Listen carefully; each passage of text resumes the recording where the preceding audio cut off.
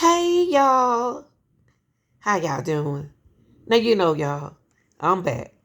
I'm back with another reaction, and this time I'm back with another reaction in my class. Yes, track and field. Yes, I always wanted to go to the Olympics. Went to the state every year in high school. One of the fastest girl on the track. But look, it ain't about me. It's about the two young ladies that I'm about to get into in this content. It's about Melissa Jeffrey is cleaning the track out. Okay. She is cleaning the track off. Okay. Now she had a bump in with Gabby Thomas. Okay. Just in case you don't know who Gabby Thomas, let me tell you. Let me shock you. And this is Gabby Thomas. I mean, she is the best in it 200 meter. She's 28. Okay. But she's good. She good at what she does. Now, something Gabby said that we're going to get into about her teammate, Melissa. Melissa have been winning the 100 and the 200 this year. This is her year. But Gabby said some things that brought light in my eyes. Now, they have a different age bracket. She's 24. And age doesn't matter. It's just what you need to do, what you need to do. So maybe her focus was to focus on the Olympic, the championship this year. She fast, y'all. She fast. Now, okay.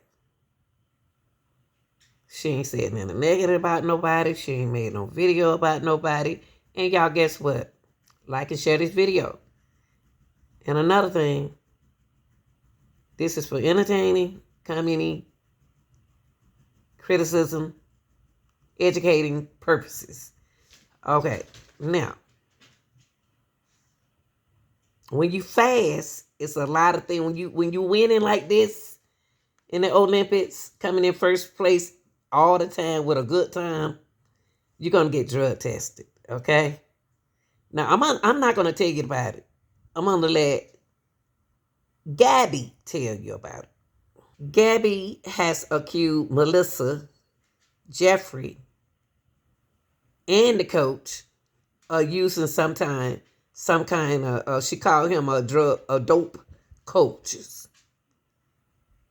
Dope, like she said something like dope coaches should be banned. Not she didn't say that. Gabby said that.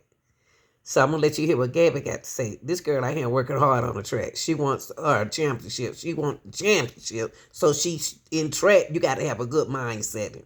Okay. I believe this is the race that she beat. Hold on, y'all. Yeah, this is the 200 where she's about to compete against Melissa, the young lady you just saw. Okay. Now, even though she didn't get first, this is her race. But she didn't win the championship in here. She didn't win the championship. So she upset with the coach, but she really upset with Melissa because Melissa won that championship.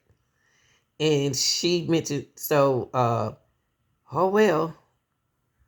Okay, y'all. There they go. They come out the block. Okay. When Melissa came out that block, Melissa came out of that block. You see her in the front. Gabby tried to get her, but she couldn't catch her. She said, oh, Lord, I can't get her. She too fast. There go Gabby in second place. So Gabby trying to say, after Melissa ran a 21.9, I think Gabby ran a 21.7. Let me see. And I think Gabby ran. So in this particular race right here, y'all, that's the kind of face that we make when we want first place. This is the first year that Melissa beat the 28-year-old Gabby. So Gabby made this statement, and we're about to get into it. So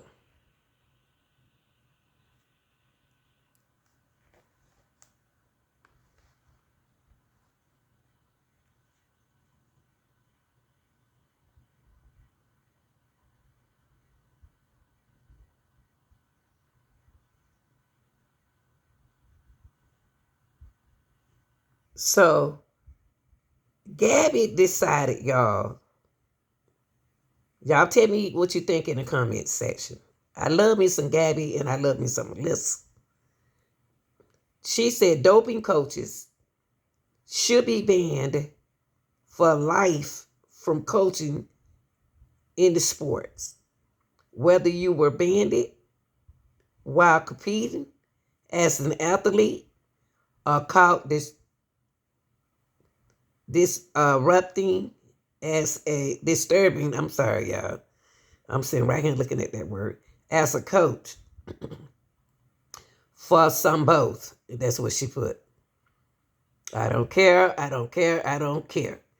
If you train under a coach who is known for doping once, twice, or even 3 times, for some, you are accomplishing.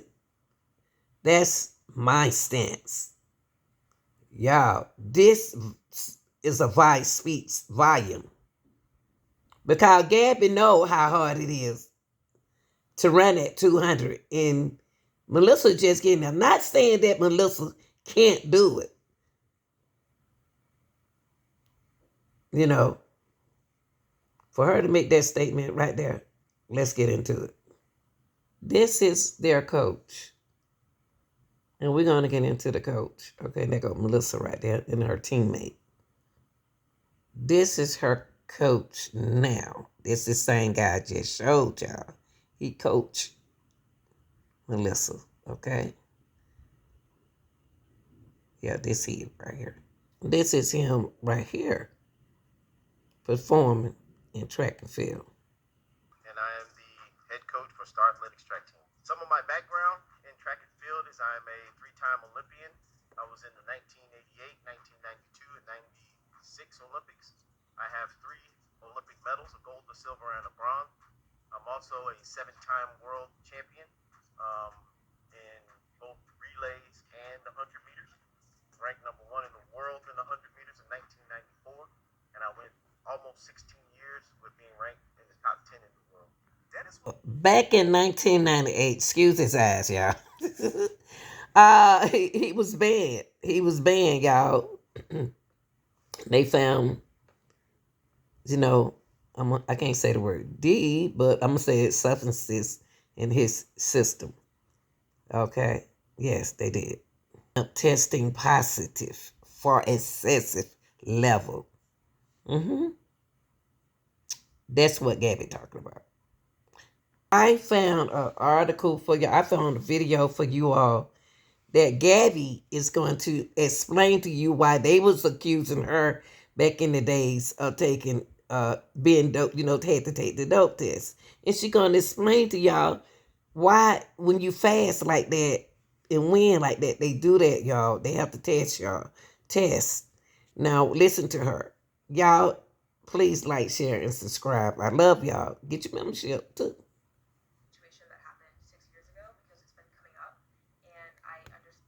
Okay, here we go. Hold on, y'all. I mute everything. Hold on. And don't really know what happened. So I want to take the opportunity to answer those questions, and hopefully young athletes can learn from what I'm about to share, because I know that it would have helped me a lot back then. I was never banned. I never committed any type of anti-doping violation. Once I decided to speak out for myself, everything was cleared up. For those who don't know, when you reach a certain level in track and field, you are immediately put into a testing pool. Doesn't matter if you're in college, if you're a pro, if you just run for fun. If you're competing and you are fast enough, you get put into this testing pool. There are actually 2 testing pools that you can be put into. There is the United States anti-doping testing pool, and there is the World Athletics anti-doping testing pool. And the World Athletics testing pool definitely tends to be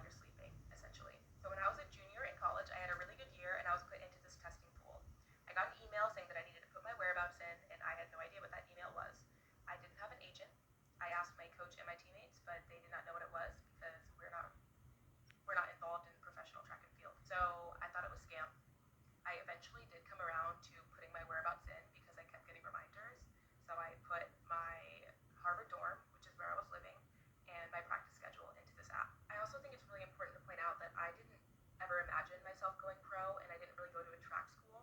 So my understanding of what it meant to be pro is very different than what people might assume. Over the course of the next year, from my junior year to senior year, I'm not sure how many times I was tested, but basically this DCO named Danielle would show up from time to time, and I would do a drug test in front of her and go about my day, and it was cool. One time, it was about 8 p.m., 8:30 p.m., something like that. I went to go see a movie with my Danielle showed up at my Harvard dorm and sat there and then called me and let me know that she was waiting to drug test me. I said, okay, I'm coming, and left the movie theater, went to the Harvard dorm to go take the drug test, and she was gone. She said something about she can't wait longer than 10 minutes to take the test, but the rules say that they have to wait at the designated location that they go to for an hour for the athlete to show up because, duh, like what if I had to go to the bathroom or what if I went to go grab something to eat? Like, at any rate, she was gone and she counted that as a missed test. I thought nothing of it. I didn't dispute it. I didn't realize how serious this anti-doping stuff in track and field was, so I just let it be. And I just had one missed test and I didn't really care. The next time she came to test me, I was staying in my Harvard dorm again, and I went to get food with my friends on campus at this Thai restaurant, and Danielle comes to test me. This time, she did not give me a phone call. She just waited at the door. I wasn't there, but she did proceed to go to my Instagram story and screenshot the fact that I was at a Thai restaurant and submit that to World Athletics to tell them that I was not at home where I should be, that I was at a restaurant half a mile away. So instead of coming to test me at the restaurant that she knew that I was at because it was on my Instagram story and I tagged the place, she decided to screenshot that and give me a missed test instead of coming to test me. So a few weeks later, I get notified that that's my second missed test. Again, I think nothing of it. I'm thinking, oh, I missed a test. Dang it, I'll get the next one. But I definitely was not thinking, oh, they're about to ban me. Guys, what y'all think so far? What y'all think so far? I think she's been authentic in telling the truth. I believe she's telling the truth. I believe her. I love Gabby. Third missed test was I was actually at Yale at my boyfriend's dorm. The tester comes really early in the morning, so I'm asleep. And because it's a dorm, they can't come up. They have to be let in. So he was downstairs at the first initial door knocking. Obviously, I can't hear him. Nobody can hear him. So he just calls it a missed test, and that's it. Again, missed it. Didn't think much of it. I thought I'll be tested again later. And I think ultimately for me, the reason why I didn't dispute these initial missed tests was because I didn't realize how serious anti-doping was in track and field. I didn't realize our sport had such a drug problem. I didn't realize the history of the drug problems in our sport. I didn't realize that anti-doping was something that I should be taking seriously because I was so focused on my senior trip vacation and graduating and getting my master's and all this. I just wasn't really thinking about my career the way I should have at that time. I didn't have an agent who told me about what was going on. But that being said, I definitely should have taken all of this more seriously. I think I just couldn't believe that something bad would happen to me. I was so young and I felt invincible, and I look back and I think, wow, that's crazy. Obviously, you'll get in trouble if you don't follow the rules, but I just wasn't thinking that at the time. I was thinking, oh, everything's gonna work out. So I get an email, they notify me, they say you have 3 missed tests, oh, you're gonna be provisionally suspended. And that's when I'm like, hold on, no, I don't. And so I had to get a lawyer and everything. These people take months to respond. The correspondence just goes on forever because they don't care. Um, and essentially, I had to go test by test and kind of prove um, that I did deserve these missed tests. So I just did the first one. The first one was clearly the doping control officer's fault because I was at the movie theater and I came back to take the test and she left. She broke the rules, and after that, we just left it at that. I was like, okay, that's one missed test. I'm not going to hire my lawyer to dispute the next 2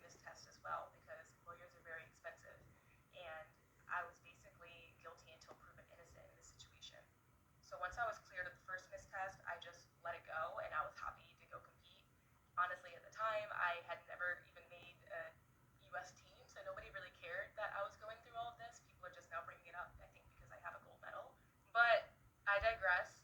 I've never skipped a drug test. I have not missed a drug test in 6 years. Since I have left Cambridge and moved to Texas, I have not missed a single drug test. It doesn't matter where I am, what city I'm in, if I'm out at a club, it doesn't matter. I've never missed one.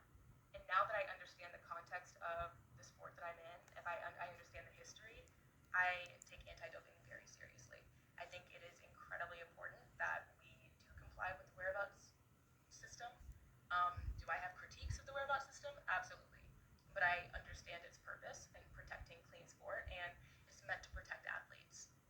I definitely regret how I treated the whole whereabouts anti-doping process, and I learned a lot from that.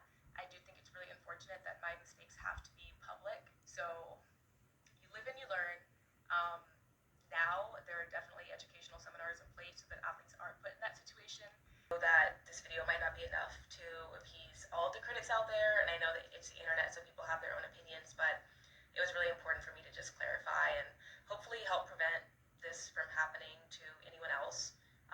If someone else doesn't make the same stupid mistakes that I did, then that's what this is for. So thanks for listening, and yeah. So that was Gabby. This just happened the other day in the 200 meters. She ran a 22:10, and Melissa ran a 21:9, putting her in second place in the championship. So in Tokyo, this is your new 200-meter fastest women 2025. Melissa Jefferson destroyed Gabby Thomas. I hope y'all enjoyed the video. I know this young lady. Allegedly, I think that she went out there and she worked hard. This 24-year-old young lady just went out there. She worked hard at practice and she's serious. And if you don't do what you're supposed to do, you're going to get the boot knocked out behind you. Y'all hope y'all enjoyed this. Like, share, and subscribe.